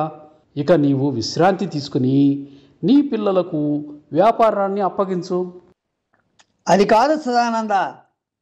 నా వ్యాపారాన్ని కేవలం వారసత్వంగా కాదు, దానిని నడపగల సత్తా ఎవరిలో ఉందో వారికే ఇవ్వాలి. అదే నా ఆలోచన అంతా. నేనెంతో కష్టపడి సంపాదించిన సంపద ఇది. ముందు వెనుక ఆలోచించకుండా వారసత్వంగా వాళ్ళకి ఇచ్చేస్తే వ్యాపారం దెబ్బతినడానికి ఎన్నో రోజులు పట్టదు. ముందు వారి నైపుణ్యాన్ని పరీక్షించాలి. తరువాతే వారికి వారి అర్హతని బట్టి 2 ఒకరికి బాధ్యతలు అప్పగిస్తాను. 2వ వాడు అతనికి చేదోడు వాదోడుగా ఉంటాడు. నిజమేరా నువ్వు చెప్పింది. వాళ్ళ దక్షతని పరిశీలించి నిర్ణయం తీసుకో. దిగులు పడకు. అంతా మంచే జరుగుతుంది. ఆ మరుసటి రోజే శ్రీపతి తన కొడుకులు విజయుడు అజయుడులను పిలిపించాడు.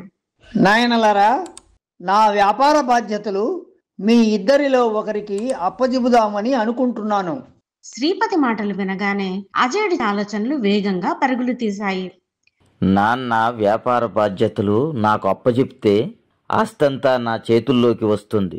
అప్పుడు హాయిగా జోదమాడవచ్చు. ఎవరికీ భయపడిన అవసరం లేదు. అయితే నాకు వ్యాపార బాధ్యతలు అప్పగించండి నాన్న. మా ఇద్దరిలో ఎవరైతే ఏమిటి, తమ్ముడికి ఆ వ్యాపారం అప్పగించండి నాన్నగారు. వ్యాపారం అంటే ఆస్తి పంచి ఇవ్వడం కాదు విజయ. మనల్ని నమ్ముకుని కొన్ని కుటుంబాలు బ్రతుకుతున్నాయి. మన వృద్ధితో పాటు వారి బాగోగులు సమర్థవంతంగా నిర్వహించే వారికే నా వ్యాపారాన్ని అప్పగిస్తాను. అందుకోసం మీ ఇద్దరికీ ఒక పరీక్ష పెడతాను. ఆ పరీక్షలో గెలిచిన వారికే నా వ్యాపారం అప్పగిస్తాను.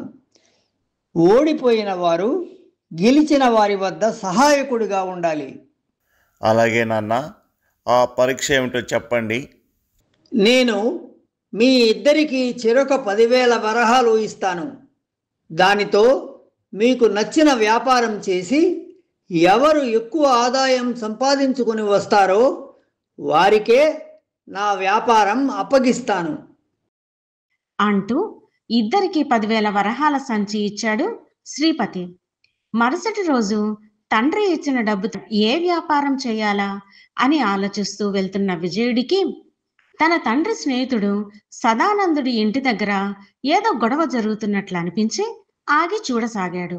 అక్కడ వడ్డీ వ్యాపారి పాపయ్య సదానందుడితో, ఏమి సదానంద, నా అప్పు తీర్చడానికి ఇంకా ఎన్ని రోజులు పడుతుంది? అయినా శ్రీపతి లాంటి గొప్ప ధనవంతుడికి బాల్యమిత్రుడివి. నా వద్ద అప్పు చేసి ఇబ్బంది పడే కంటే ఆ శ్రీపతిని అడిగితే నీ సమస్య తీరిపోయేది కదా. చూడు పాపయ్య, స్నేహితులని నా అవసరాల కోసం వాడుకునే రకాన్ని కాదు. ఇక కొద్ది రోజులాగు, నీ 100 వరహాలు ఇచ్చేస్తాను. ఇదంతా దూరం నుండి విని విజయుడు అక్కడికి వచ్చి, మావయ్య, ఏమిటి పాపయ్యతో గొడవ? ఏమీ లేదు నాయనా. ఈ పాపయ్య నా కిరాణా దుకాణంలో తనకు కావలసిన సరుకుల వివరాలు చెబుతున్నాడు. అబద్ధం చెబుతున్నాడు. నాకు ఈ సదానందుడు 100 వరహాలు ఇవ్వాలి. విజయుడు తన 10,000 వరహాల్లో నుండి 100 వరహాలు పాపయ్యకిచ్చాడు. నాయనా, మీ నాన్న నీ వ్యాపార దక్షత పరిశీలించడం కోసం ఇచ్చిన డబ్బులను ఇలా దుర్వినియోగం చేస్తావా? మావయ్య, మీరు నాన్నగారి చిన్ననాటి మిత్రులు. మీరు ఇబ్బందుల్లో ఉంటే నాన్నగారు కూడా చూస్తూ ఊరుకోరు. నాన్నగారు ఈ సమయంలో ఏదైతే చేస్తారో నేను ఆ పనే చేశాను. నాయనా విజయ, నీలాంటి దయార్థ హృదయాల వల్ల ఎంతోమందికి భుక్తి లభిస్తుంది. నువ్వు అన్ని రంగాల్లోనూ రాణించగల సమర్థుడివి. తప్పక మీ నాన్న పెట్టిన పరీక్షల్లో నువ్వే గెలవాలని కోరుకుంటున్నాను అని విజయుడిని ఆశీర్వదించాడు సదానందుడు. ఇక చిన్న కొడుకు అజయుడు జూదశాలకు వెళ్ళి, ఎలాగైనా నాన్నగారు పెట్టిన పందెంలో నేనే గెలవాలి. నేను జోదం ఆడే విషయం నాన్నగారికి తెలిస్తే ఇక అంతే సంగతులు. ఆస్తిలో చిల్లి గవ్వ కూడా దొరకదు. రేపటి నుంచి జోదశాలకు వెళ్ళడం ఆపి పందెంలో గెలవడానికి బాగా కష్టపడాలి. ఇదే నేను జోదశాలకు వెళ్ళే ఆఖరి రోజు. కృష్ణ, ఇక నా వినోదాలకి కాలం చెల్లింది. రేపటి నుండి బుద్ధిగా వ్యాపారం చేసుకోవాలి. దానిదేముంది, వ్యాపారం వ్యాపారమే, జోదం జోదమే, దేని దారి దానిది. ఇక్కడే ఉంది అసలు తిరకాసు. మా అన్న విజయుడికి నాకు వ్యాపారంలో పరీక్ష పెట్టారు. అందులో నెగ్గిన వాళ్ళు వ్యాపార బాధ్యతలు తీసుకోవాలి. ఓడిపోయిన వారు వారి దగ్గర పని చేయాలట. ఒకవేళ నేను ఓడిపోతే అప్పుడు ఇలా డబ్బులు జోదంలో పెట్టలేను అని అజయుడి విషయం మొత్తం స్నేహితునికి చెప్పాడు. పిచ్చోడివిలాగున్నావు, నువ్వే గెలుస్తావు. మీ అన్నే నీ దగ్గర పని చేస్తాడు. అంత ఖచ్చితంగా నేనే గెలుస్తానని ఎలా చెప్తున్నావు? కృష్ణకిషోర్ అజయుడి చెవిలో ఏదో చెప్పాడు. కృష్ణ, నువ్వు చెప్పినట్లు జరిగితే అడిగినంత డబ్బు నీకిస్తాను. ప్రక్క రోజు విజయుడు అజయుడు రేవు పట్టణానికి వెళ్ళి సుగంధ ద్రవ్యాలు కొన్నారు. వాటికి అవంతి రాజ్యంలో మంచి ధర పలుకుతుందని తెలుసుకొని ఓడ ఎక్కారు. ఓడ బయలుదేరింది. ఓడలో ఉన్న కృష్ణకిషోర్ విజయుడి వద్దకు వచ్చి, నా పేరు కృష్ణకిషోర్, నేను అవంతికి వెళుతున్నాను. మరి మీరు? నేను విజయుడు, ఇతను నా తమ్ముడు అజయుడు. మేము కూడా అవంతికే వెళ్తున్నాం. అర్రే, ఆశ్చర్యంగా ఉందే. మీరు ఏ పని మీద వెళుతున్నారు? మేము ఇక్కడ సుగంధ ద్రవ్యాలు కొని అవంతిలో అమ్ముదామని. అయ్యో, అమాయకుడులా ఉన్నారే. అవంతిలో సుగంధ ద్రవ్యాలకు పెద్దగా విలువ లేదు. పైగా మన దగ్గర కంటే అక్కడ తక్కువ ధరకే దొరుకుతాయి. ఎంత తెలివి తక్కువ పని చేశారు. మీరు ఎందుకు అలా చెప్తున్నారో నాకు తెలియదు. మేము సరుకులు కొనే ముందు అన్నీ విచారించుకొని కొన్నాం. ఈ సుగంధ ద్రవ్యాలకి అవంతిలో మంచి ధర పలుకుతుంది. అమ్ముకునేవాడి తెలివితేటలను బట్టి ధర ఉంటుంది. వీరిద్దరిని ఆసక్తిగా గమనిస్తున్నాడు అజయుడు. ఆ మాటలకు కృష్ణకిషోర్ మౌనంగా ఉండిపోయాడు. కొద్దిసేపటి తర్వాత కృష్ణకిషోర్ సుగంధ ద్రవ్యాలు ఉన్న విజయుడి మూటలను సముద్రంలోకి విసిరేశాడు. అడ్డుకోబోయిన విజయుడిని సముద్రంలోకి తోసేశాడు. సరుకులు మునిగిపోయాయన్న బాధతో విజయుడు సముద్రంలో ఈదసాగాడు. అలలు విజయుడిని ఒక దీవిలో పడేశాయి. వెచ్చని సూర్యకిరణాలు ముఖం మీద పడగానే విజయుడికి మెలకువ వచ్చింది. నాకేమీ అర్థం కావడం లేదు. నేనెక్కడున్నాను? ఇదేమి ప్రాంతమో? ఇది ఒక దీవిలా ఉందే. అబ్బా, ఆకలిగా ఉంది అనుకుంటూ దీవి లోపలికి నడుచుకుంటూ వెళ్ళాడు విజయుడు. లోపలికి వెళ్లే కొద్దీ పండ్ల చెట్లు కనిపించాయి. ఆత్రంగా పండ్లను కోసుకునేంతలో నరవాసన నరవాసన అంటూ పెద్దగా అరుపులు వినిపించాయి. విజయుడు ఆ కేకలు వినిపించిన వైపు చూశాడు. ఒక రాక్షసుడు నిలబడి ఉన్నాడు. నరవాసన, కానీ ఏం చేస్తాం? నేను శాకాహారిని. నువ్వేమీ భయపడకు, నిన్నేమీ చెయ్యను. బాగా ఆకలిగా ఉన్నట్టున్నావు అంటూ కొన్ని పండ్లు విజయుడికిచ్చి, ఇవి తిను. ఏమిటి, వీడు రాక్షసుడు కదా, సాధారణ మనిషిలా ప్రవర్తిస్తున్నాడేంటి అని అనుకుంటున్నావా? నాదో పెద్ద కథలే బాబు. నా గురించి మళ్ళీ చెబుతాను గాని అసలు నువ్వెవరు? మానవ మాతృలెవ్వరూ ఇక్కడికి రారు. ఇక్కడికి ఎలా వచ్చావు? రాక్షసుడిని చూసి మొదట భయపడినా వాడు పండ్లు తెచ్చివ్వడం, మర్యాదగా మాట్లాడటం గమనించి ధైర్యంగా తన కథ మొత్తం రాక్షసుడికి చెప్పాడు విజయుడు. అంతా విన్న రాక్షసుడు నవ్వి, విజయ, నీ కథంతా విన్న తరువాత నాకెందుకో దీని వెనుక మీ తమ్ముడు అజయుడు ఉన్నాడనిపిస్తుంది. పాపం, వాడికేమీ తెలియదు. నా గురించి అంత ఆందోళన పడుతున్నాడు. నా కథ చెప్పాను. మరి నీ కథ ఏమిటి? ఈ దీవిలో ఒంటరిగా ఎందుకున్నావు? నా పేరు మహాకాయుడు. మాది రాక్షస రాజ్యం పాతాళకోన. కానీ నాకు మొదటి నుండి రాక్షసుడిలా బ్రతకడం ఇష్టం లేదు. మీ మనుషుల్లాగా సౌమ్యంగా బ్రతకాలని కోరిక. నేను మిగతా రాక్షసులందరికీ హింస చేయొద్దు అని చెప్పేవాడిని. కానీ నా ప్రవర్తన వారికి నచ్చలేదు. అందరూ కలిసి నా మీద మహారాజుకి ఫిర్యాదు చేశారు.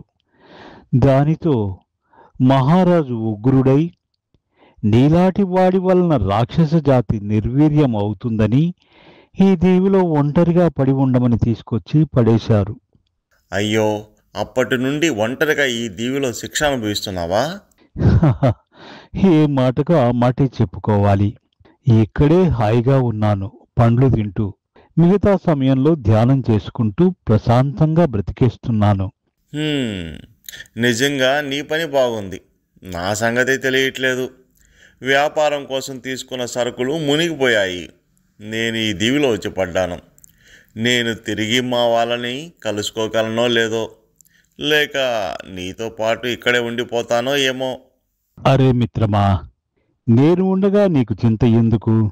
సుగంధ ద్రవ్యాల వ్యాపారం కంటే మంచి వ్యాపారం చేద్దువులే. సుగంధ ద్రవ్యాల వ్యాపారం కంటే మంచి వ్యాపారమా? ఏమిటది? ఇప్పుడు మనం ఉన్న దీవి మామూలు దీవి కాదు, ముత్యాల దీవి. ముత్యపు చిప్పలు ప్రతిరోజు ఇక్కడి ఒడ్డుకు కొట్టుకొని వస్తాయి. నేను వాటిని ఏరి నా గుహలో దాచిపెట్టాను. వాటిని తీసుకెళ్లి వ్యాపారం చెయ్యి. అన్నట్టుగానే విజయుడిని తన గుహలోనికి తీసుకునెళ్ళాడు రాక్షసుడు. గుహ నిండుగా ముచ్చపు చిప్పలు, ముత్యాలు పడి ఉన్నాయి. రాక్షసుడు, విజయుడు ముచ్చపు చిప్పలు వలిచి మేలిమి ముత్యాలు తీసి వాటిని మూటలు కట్టారు. మిత్రమా, నువ్వు వీటిని తీసుకుని అవంతి రాజ్యం వెళ్ళు. అక్కడ వీటికి మంచి ధర పలుకుతుంది. రాక్షసుడు బాగా ఎండిన చెట్టుని క్రింద వేసి ఒక పడవ తయారు చేశాడు. మిత్రమా, ఈ పడవతో అవంతికి వెళ్లి వ్యాపారం ప్రారంభించు. మిత్రమా, నీ మంచితనంతో నన్ను ఆకట్టుకున్నావు. ఇప్పుడే అవంతికి బయలుదేరుతున్నాను. మరి నన్ను మర్చిపోవు కదా మిత్రమా? మిత్రమా, నీవు నాకెంతో సాయం చేశావు. నీ మేలు మర్చిపోలేనిది. మన మధ్య స్నేహం ఇలాగే కొనసాగాలి. వీలున్నప్పుడంతా నేనే నీ వద్దకు వస్తాను. రాక్షసుడి వద్ద సెలవు తీసుకుని విజయుడు పడవలో అవంతికి వెళ్ళాడు.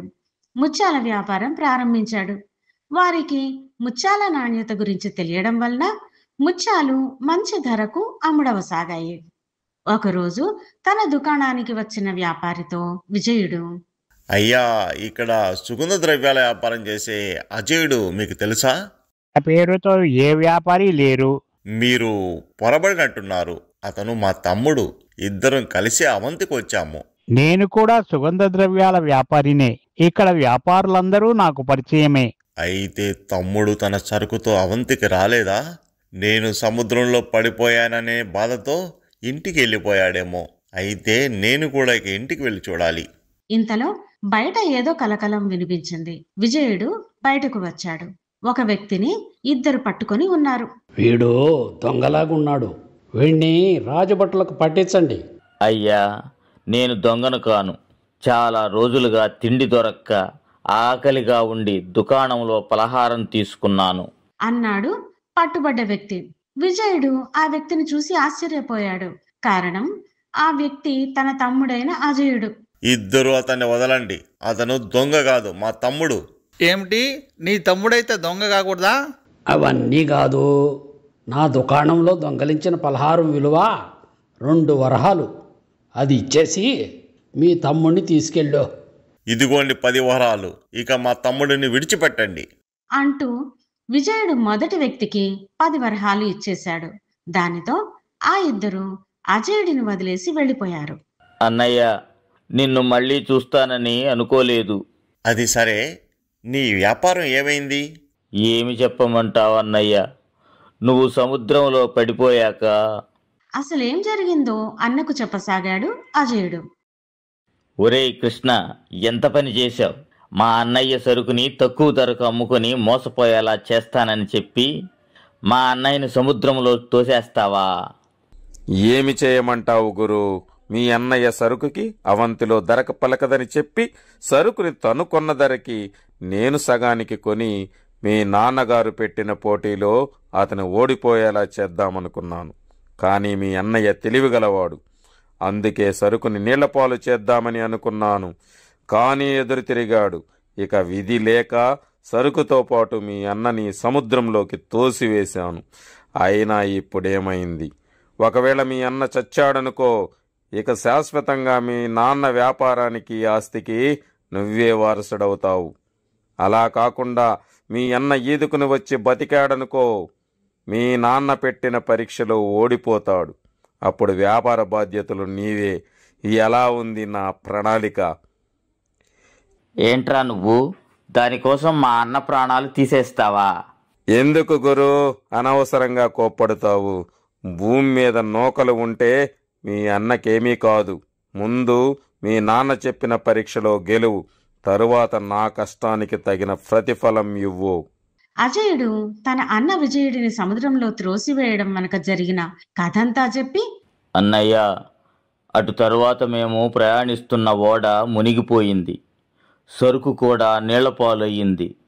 ప్రాణాలు అరిచేతిలో పెట్టుకుని అవంతికి చేరాను. చేతిలో చిల్లిగవ్వ లేదు.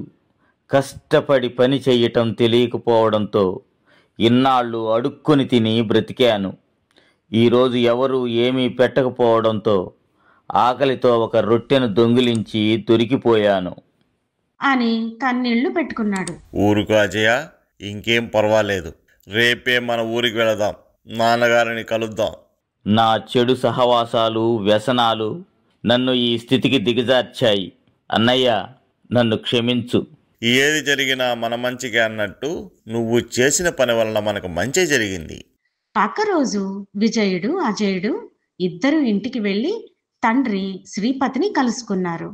వారిద్దరి ద్వారా జరిగిందంతా తెలుసుకొని, నాయనా విజయ, ఈ అజయుడు నీకు చేసిన ద్రోహం తలుచుకుంటే అసహ్యం వేస్తుంది. నాన్నగారు, తమ్ముడు ఇప్పుడు మారాడు. నేను ఇప్పుడు చేస్తున్న ముత్యాల వ్యాపారమే కొనసాగిస్తాను. కనుక అతను క్షమించి మీ వ్యాపారాన్ని తమ్ముడికే ఇవ్వండి. నేను అతన్ని పర్యవేక్షిస్తుంటాను. శ్రీపతి తన పెద్ద కొడుకు బుద్ధి కుశలతకు, ఉదారత్వానికి సంతోషించి విజయుడు చెప్పిన దానికి ఒప్పుకొని వ్యాపారాన్ని చిన్న కొడుకు అజయుడికి అప్పచెప్పాడు. విజయుడు, అజయుడు ఇద్దరు ఐకమత్యంగా ఉంటూ వ్యాపారాలను పెద్ద ఎత్తున విస్తరించారు. మరిన్ని మంచి కథల కోసం లైక్ చేయండి, కామెంట్ చేయండి, షేర్ చేయండి, సబ్స్క్రైబ్ చేయండి.